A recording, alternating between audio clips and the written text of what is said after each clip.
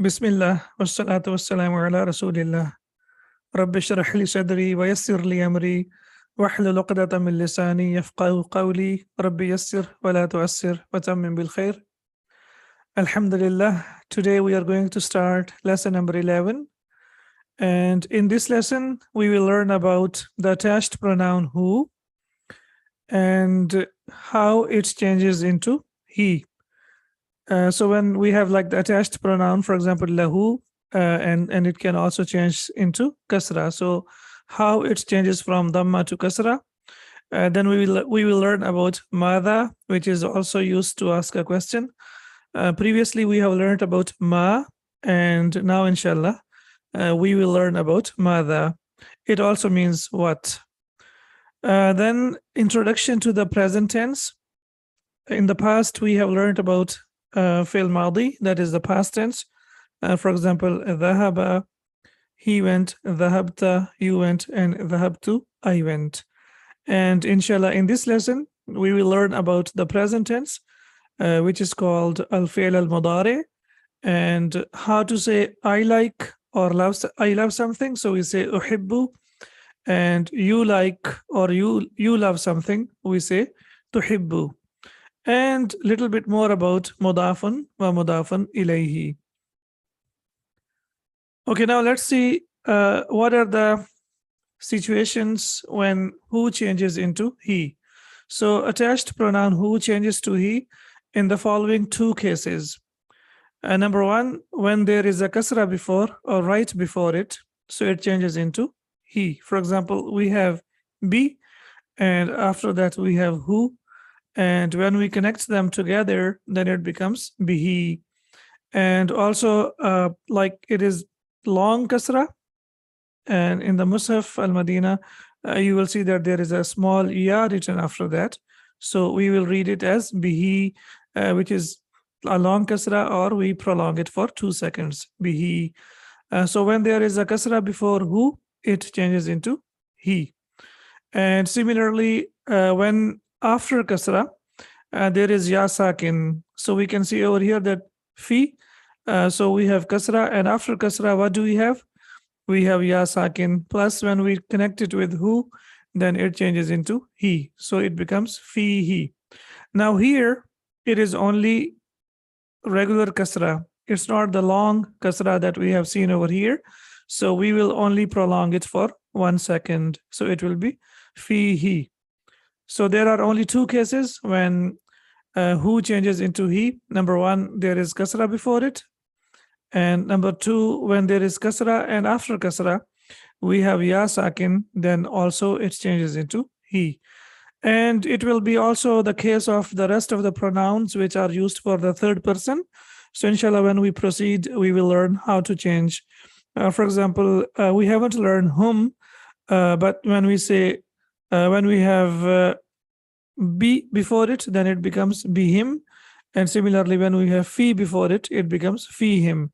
And in Surah Al-Fatiha, we have alayhim. So it was basically whom, and it changed into him. And the reason why it changed into him is because there is ya sakin before it. Now, we have already learned about mudafan wa mudafan ilayhi, the possessed and the possessor, and we have learned that mudaf is light. That means it does not accept tanween, and also it does not have al. And mudafan ilayhi is always majroor. So for example, we say kitabu Bilalin, book of Bilal or Bilal's book. And similarly, we say maktabu al-mudarrisi, maktabu al-mudarrisi, the teacher's table, or the table of the teacher. So this is something that we have learned already. So what's new about it? Let's see over here. And the reason why we have to learn more about mudaf ilayh, because this lesson number 11, most of the constructions that we will see are mudaf ilayh. Now, when we have also learned that man can also be used as mudaf ilayh. So for example, you want to say whose book, so we will say kitabu man. And we can see that kitabu is light, it does not have tanween, and it does not have al, and man is used as mudaf ilayh. Similarly, we can say qalamu man and ibnu man.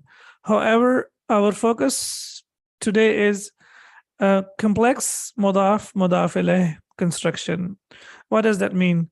That means when we have more than two nouns. For example, here we have two nouns, kitabu man, qalamu man. But here, what if we have more than two nouns? When we have three nouns or four nouns or five nouns? So what happens basically over here? For example, we have masjidu rasuli. So we know that masjidu is mudaf. It does not have tanween and it does not have al. And rasuli is mudaf ilayh because it is majroor. So first we have two checks over here. This is mudaf and this is mudaf ilayh. However, we can see that now we have three nouns. One masjidu, number two rasuli, and number three ismul jalala, Allah. Now what we will do over here on mudaf ilayh, we will also implement the rules of mudaf. And what are the rules of mudaf? It does not have al and it does not have tanween. So we can see over here that rasuli does not have al, and number two, it does not have tanween. So what happens? For the noun that follows it, for the noun that comes after it, it becomes mudaf, and the noun that comes after it becomes mudafun ilayhi, and that's why lafdul jalala is majroor. So we say masjidu rasulillahi. So I'm sure inshallah it's clear now, and this is called complex mudaf ilayh construction. And why do we call it complex? Because here we have more than two nouns. Sometimes we can have three nouns and sometimes we can have four nouns. Okay, I've been asked to repeat it again. So first of all, we look at the first two nouns, masjidu rasuli. So when we look at the first two nouns, this is very simple. Up till here, it's very simple. Masjidu is mudaf and rasuli is mudaf ilayh. However, after rasul, we can see that we have another noun. So what happens over here? Starting from rasul up to ismul jalala, we will implement the rules of mudaf ilayh again. And what happens? We know that when a noun is mudaf, it does not have al and it does not have tanween. So we can see that rasul does not have al and it does not have tanween, so it will be mudaf, and ismul jalala will be mudafan ilayhi, as we can see that this is majroor, so it will be rasulillahi. Now why rasul is majroor? It is majroor because it is mudaf ilayh. And why it does not have al and why it does not have tanween? Because it is being used as mudaf for the noun that comes after it. So I'm sure inshallah it's clear now. So when we practice, when you look at more examples from the Quran, inshallah it will become clearer, and inshallah with the passage of time we will get used to it. For example, in the second verse of Surah Maryam, it is dhikru rahmati rabbika. So we have dhikru rahmati rabbika. So we have dhikru as mudaf, rahmati is mudaf ilayh, and for the noun that comes after that, rahmati is for that it is used as mudaf. So inshallah, when you look at the second verse of Surah Maryam, inshallah it will be clear to you and you will be able to understand it. Today's lesson is, the title of today's lesson is Bayti, my house. Okay, now we know that Bayt, and this is basically construction, mudaf ilayh construction, because we have a noun and then we have after that the attached pronoun. So what is this ya called? This ya is basically called ya al-mutakallim. What does that mean? Ya of the speaker, or we can say the first person. So when I am talking and I'm talking about something, for example, I say my book, so I say kitabi, my house, bayti, my pen, qalami. So this ya is called ya ul mutakallim, the ya of the speaker. Now we have baytun. Now what we will do, we will implement the rules of mudaf ilayh. So what is the first rule that we have to implement? We have to remove tanween, right? So what happens? We say baytu. And the second rule that we have to implement, we have to use, or we have to attach ya al-mutakallim, because we know that the attached pronouns, they have to be attached to the noun. So we bring ya al-mutakallim. So when we put them together, the construction will be something like this. It will be baytui, right? So baytu, when we look at the real construction, for example, baytu and ya al mutakallim, this one, so it becomes baytu. So is it readable? It does not make any sense. In Arabic, we cannot read it like this. So that's why what we have to do now, this is not possible. So what we have to do, we have bayt and then we have to insert kasra, because kasra is the sister of ya. Why do I say kasra is the sister of ya? Because we know kasra is feminine, and similarly all the letters in Arabic from alif up to ya, all the letters in Arabic, they are feminine. Alif is feminine, ba is feminine, ta is feminine, up to ya, all the letters in Arabic are feminine. So that's why we will say that ya and kasra, they are sisters. And by the way, the Arabs, they also use it like this. They say that ya is the sister of kasra. So we will say bayti. In English, we will say that kasra is compatible with ya. So that's why we have to say bayti, and it means my house. So inshallah, I'm sure now the reason we discussed about mudaf mudaf ilayh, I'm sure it's clear now.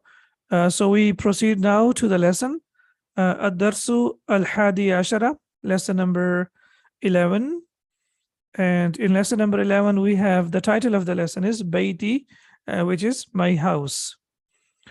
Hada bayti, it's a very simple sentence, nominal sentence. We know that hada is subject and bayti is mudaf mudaf ilayh, and it is predicate. So this is very simple, hada bayti, and the translation will be this is my this is my house. Then sentence number 2. Now, inshallah, you can see that it's a small essay. So we have reached lesson number 11, and inshallah, after completing this lesson, you will be able to write small essays in Arabic as well. So bayti amamal masjidi. Now, why do I say masjidi? Does anyone remember? Amam is used as, it's a dharf, and it is also used as special mudaf. So because amam is used as mudaf, and that's why the noun that follows it will be mudaf ilayh, and it will be majroor. So bayti will be the subject and amam al masjidi will be predicate. My house is in front of the masjid. Then you say bayti jamilun. Bayti will be the subject and jamilun will be predicate. My house is beautiful. Now fi, and what will be the ending of he? It will be fihi. And why we will put kasra over here?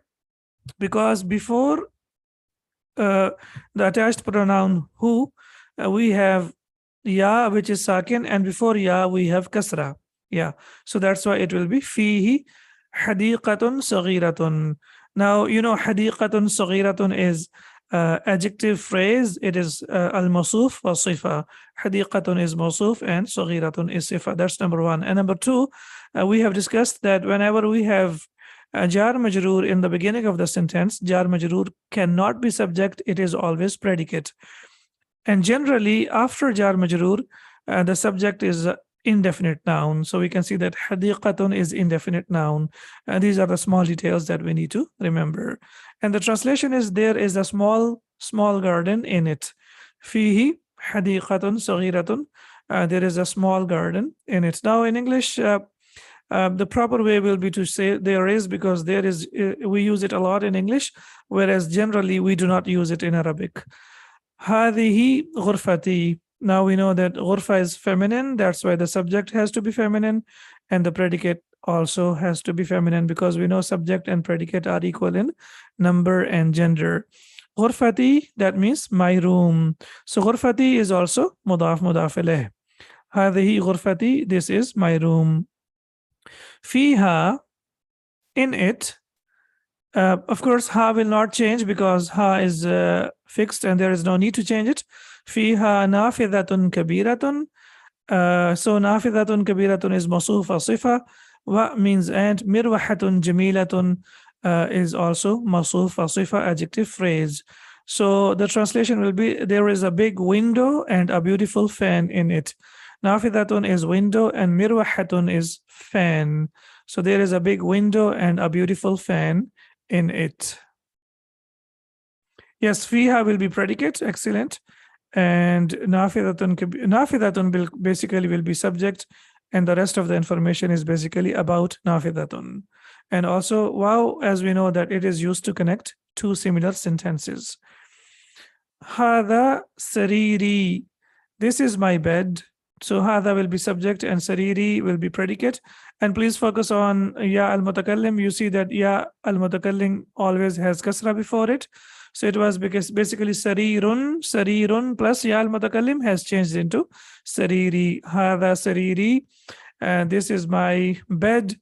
Wa hada kursiyi. So it was basically kursiyun and kursi, and after that we have to add ya al-mutakallim. So it will be hada kursiyi wa hada maktabi, and this is my desk.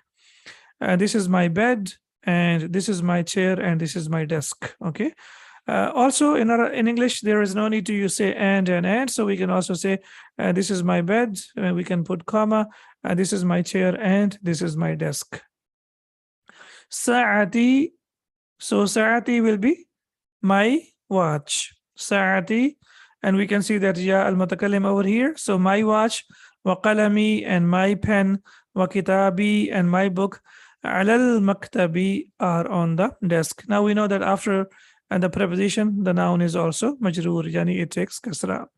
So my watch, my pen, and my book are on the desk. Wa haqibati, and my bag, tahtal, what will be the ending of maktab? Yes, please tell me quickly, what will be the ending of maktab? It will be kasra. Excellent. And why we will have to put kasra? Because tahta is also used as special mudaf. Because why we say special mudaf? Because originally it's a dharf, and it also functions as mudaf. So that's why we call it special mudaf. Taht al-maktabi, under the desk. Nafidatu ghurfati. Now here we have what we call it complex mudaf mudaf alayh construction. Why we call it complex mudaf mudaf alayh construction? Because we have three nouns over here. What are the three nouns? Nafidatu is number one, ghurfatu is number two, and ya al-mutakallim is number three. Now the thing is, because ya al-mutakallim, it doesn't, like, we can't see the ending because of ya al-mutakallim, because as they say, ya al-mutakallim eats up everything. It hides everything. So that's why we can't see the ending, but we will know that nafidatu is mudaf, ghurfa is mudaf ilayh, plus it is mudaf, and ya al-mutakallim is mudaf ilayh. So nafidatu ghurfati maftuhatun. So nafidatu ghurfati will be the subject, and maftuhatun will be the predicate. And now we can see that, and my bag is under the desk. The window of my room is open. And you know, when we look at the translation, the window of, that means this is idafa construction. Hadihi ghurfatu akhi. Again, hadihi subject. And now we can see that ghurfatu does not have tanween. Why it does not have tanween? Because it is mudaf. And akhi is what? It is also mudaf mudaf alayh. How it is mudaf mudaf alayh? Because we have basically akhun, and then we have plus ya al-mutakallim. So basically, how many nouns do we have? Ghurfatu 1, akhun 2, and ya al-mutakallim 3. So you say hadihi ghurfatu akhi. This is my brother's room. Wa tilka, and now we have the use of tilka as well. So basically, this lesson is a review of everything that we have learned from lesson number 1 up to lesson number 10. So we have learned hadihi, and we have also learned tilka, and we know that tilka is used for something feminine, that is ba'id, that is far away. Wa tilka ghurfatu akhi, and that is my brother's, ukhti, sorry, that is my sister's room. So the translation is, this is the room of my brother, and that is the room of my sister. Then we have ghurfatu akhi kabiratun. Now ghurfatu akhi, again, it's a complex mudaf mudaf alayh construction. The room of my brother kabiratun is big. Wa ghurfatu ukhti, and the room of my sister saghiratun is small. And we know that this is subject and this is predicate, mubtadaun wa khabarun. And similarly, ghurfatu ukhti is subject and saghiratun is predicate, mubtadaun wa khabarun. The room of my brother is big and the room of my sister is small. Ghurfatu akhi amama ghurfati. Now again, we can see over here that this is here, amama ghurfati is again complex mudaf mudaf ilayh construction because we have three nouns over here. غرفة أخي أمام غرفتي. The room of my brother is in front of my room. وغرفة أختي, and the room of my sister أمام المطبخ is in front of the kitchen. And we can see over here that أمام is مضاف and المطبخ is مضاف إليه. So the room of my brother is in front of my room and the room of my sister is in front of the kitchen. Now I have a question here. Al-matbakh has al, but ghurfati doesn't have al. Why is that? Why not amam al-ghurfati? Why do we not have al over here? Because ghurfati is also mudaf mudaf ilayh. Yes, ghurfati is also mudaf mudaf ilayh, and we know that mudaf does not take al and it does not take tanween. Excellent. Okay. Li akhun wahidun. We have learned in the previous lesson that li is used for relationships and also it is used for the body parts. Li akhun wahidun. Akhun is mawsuf and wahidun is sifa. Ismahu Usamatu. His name is Osama, and we know that Osama is mamnu min as-sarf. Okay, now a small thing over here. Wahidun, here in the end we have tanween, and the next word starts with Hamzatul Wasl. So if you implement the rule of the tajweed, then we will insert a small noon, which is called noon al-qutni, and it always takes kasra. It always takes kasra. So now when you read it with the rules of the tajweed, then we will say wahidu nismuhu usamatu. Wahidu nismuhu usamatu. So this is one of the things that we need to know. Again, this is something that is related to the tajweed, not to the Arabic language. So if you say li akhun wahidun ismuhu usamatu is perfectly all right. But if you are focusing on the rules of the tajweed, and of course tajweed is only for the Quran, not for the modern standard Arabic, but just for the sake of practice, so we will say li akhun wahidun ismuhu usamatu. Similarly, we have qul huwallahu ahad, and if we continue, we will say a'udhu billahi minash shaitanir rajim, qul huwallahu ahadu nillahu samadu. So we will say nillahu. The rule of the tajweed will be implemented over there. Wali ukhtun wahidatun, and I have a sister, ismuha Su'adu, her name is Su'ad, and again, if you want to implement or insert the small noon to implement the rules of the tajweed, then it will be wahidatu nismuha Su'adu. What if we have wahidatan, for example? Then how will we read it? We will read it wahidata nismuha Su'adu. And what if we have kasratan over here? So we will say wahidati nismuha Su'adu. So here dammatan change into damma, fathatan change into fatha, and kasratan change into kasra. Why? Because there is a small noon inserted over there, and this noon will always be majroor. We have to recite it or read it always with kasra. We cannot put damma or fatha or anything else. We have to only put kasra over here. I have a brother, his name is Osama, and I have a sister, her name is Suad. Now, the translation in English is slightly different. In Arabic, we can see that there is no full stop over here, but in English, it's better to put a full stop. So we say, I have a brother, his name is Osama, and I have a sister, her name is Suad. Abi wa ummi fi tilkal, okay, ghurfa al-kabira. What will be the ending of al-ghurfa al-kabira? Yes, please tell me quickly. Abi wa ummi, my father and my mother, fi tilkal ghurfati al-kabirati. Excellent, perfect. Why? Because we know that we know that this one, tilka al-ghurfa al-kabira is what? Isharatun wa musharun ilayhi, right? It's demonstrative phrase, okay? Fi tilka is jar majroor, right? So fi tilka is jar majroor. We know that tilka, the ending will not change because this is ismun mabniyun, it's a fixed noun. But now we can see that after tilka, al-ghurfa al-kabira has to take kasra. Why? Because before that we have fi, harf jar. So because of harf jar, al-ghurfati al-kabira. So what we will say about tilka? We will say tilka is majroor, but it is mahallan majroor, yani it's in the place of jar, but we can't see the ending because it is a fixed noun. So tilka is also majroor, right?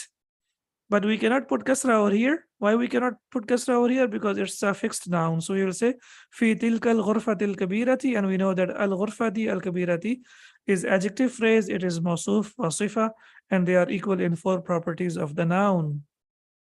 Now here we have introduction to the verb. Ana uhibbu abi wa ummi. I love my father and my mother. Okay, now what kind of sentence is this? Is it a nominal sentence or is it a verbal sentence? Ana uhibbu abi wa ummi. This is a nominal sentence. It's al-jumla al-ismiya. Why is it al-jumla al-ismiya? Because it starts with a noun. So whenever a sentence starts with a noun, and that means it is a nominal sentence, it's al-jumla ismiya. Okay, so this is the subject. Where is predicate? Uhibbu is predicate. Where is predicate? Uhibbu is predicate, okay? And why uhibbu is predicate? Because basically it is, there is, when you translate it, you say uhibbu, I love. So when you say ana uhibbu, I love, basically uhibbu has I inside it. And the grammarians, they say that basically verb cannot be a predicate. A noun has to be a predicate, and the hidden I that we have inside it, and that is basically predicate. So ana uhibbu abi wa ummi. Similarly, the ending of abi and ummi is mansub, but we can't see the ending over here. Why we can't see the ending over here? Because of ya al-mutakallim, and as we discussed, that ya al-mutakallim hides everything. So that's why we can't see the ending of abi wa ummi. Ana uhibbu abi wa ummi. I love, and this is a present tense, fi'l al-mudari. I love my father and my mother. Wa uhibbu, and now look at, the sheikh has removed the case endings over here to tell us that we have to follow what we have seen over here. Wa uhibbu akhi wa ukhti, and I love my brother and my sister.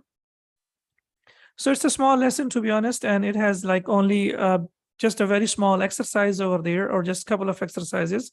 So I believe we can complete the exercises as well, so that we can complete our lesson today, inshallah.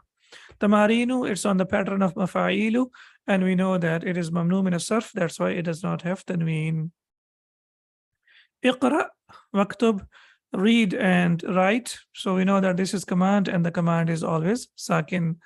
Man fi hadal bayti, who is in this house?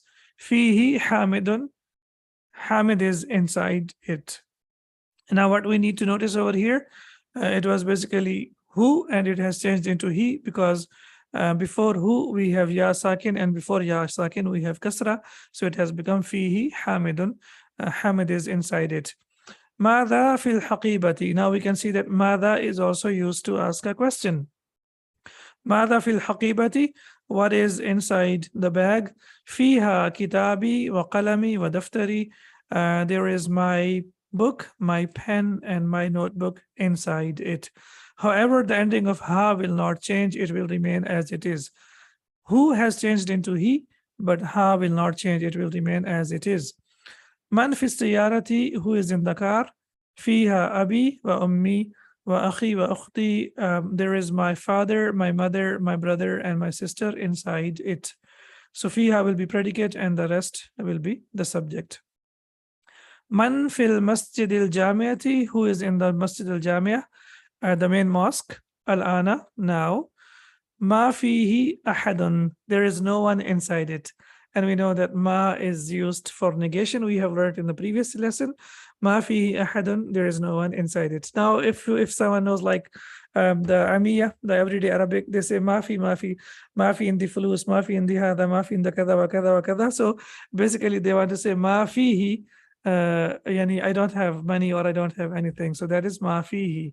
Ahadun, there is no one inside it. Also, please remember that ahadun does not come alone.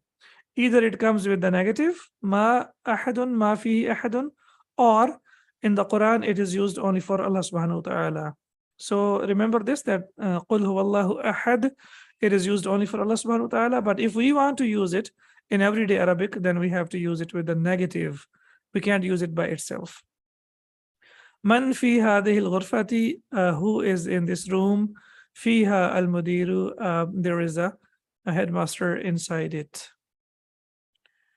اقرأ, read. أحب أبي وأمي. I love my father and my mother. Similarly, we have أحب. Now we can see that here we have dhamma, u, and here we have dhamma, u. But the next part of the exercise, we don't have dhamma over here. So that means we have to put it by ourselves. Following the example, أحب أخي وأختي. I love my brother and my sister. Okay, what is the ending of أخي and أختي? Yani, what are they? Are they marfu or mansub or majroor? They are mansub. La, they are mansub. Yeah, yani there is kasra over here because of ya al-mutakallim, right? But originally, when you say uhibbu, when you say I love, so this is subject, I, and love is the verb, and akh is basically, it is basically akha, right? So it's, or basically it will be like this, akha, but we can't see the ending. Why we can't see the ending? Because of ya al-mutakallim. So it is uhibbu akha, I love my brother. And similarly, we have ukhti and my sister. Uhibbu zamili, I love my classmate. Uhibbu ustadi, I love my teacher. And uhibbullaha. Now we can see over here, it's clear, the ending, and that after uhibbu, when you say uhibbu, after that, the noun will be mansub. So here we can see the ending, but here we can't see the ending because of ya al-mutakallim, and ya al-mutakallim hides everything. Similarly, we say uhibbu an-nabiyya sallallahu alayhi wasallam. I love Prophet Muhammad sallallahu alayhi wasallam. Now here, this ya is not ya al-mutakallim, please remember. It is the part of the word. So that's why we have to put fatha over there. So remember this. For example, you say kursi. So when you say al-kursiyya, so after that we have to put fatha on that. So here ya is the part of the word and it is not ya al-mutakallim. Please note it down. Similarly, when you say kursi, in kursi, ya is not ya al-mutakallim. It is part of the word. And if you want to add ya to that, then you will say kursiyi, my chair. Yeah, it will be my chair, kursiyi, my chair. So we will have tashdid over here, and then we will have kasra over here. So it will be kursiyi. We have discussed it about it in the lesson. In the previous exercises, we have done it. Kursiyi, my chair. Uhibbu al-lughat al-arabiyyata. I love Arabic language. Now we see that al-lugha is mawsuf and al-arabiyyata is sifa, and we know that mawsuf and sifa are equal in number, gender, property, and status. So why we have fatha in the end? Because uhibbu means I love, and whenever you see we say uhibbu, after that the noun will be always mansub. انتهى الدرس. Lesson is finished. Alhamdulillah. سبحانك اللهم وبحمدك أشهد أن لا إله إلا أنت أستغفرك وأتوب إليك. السلام عليكم ورحمة الله وبركاته.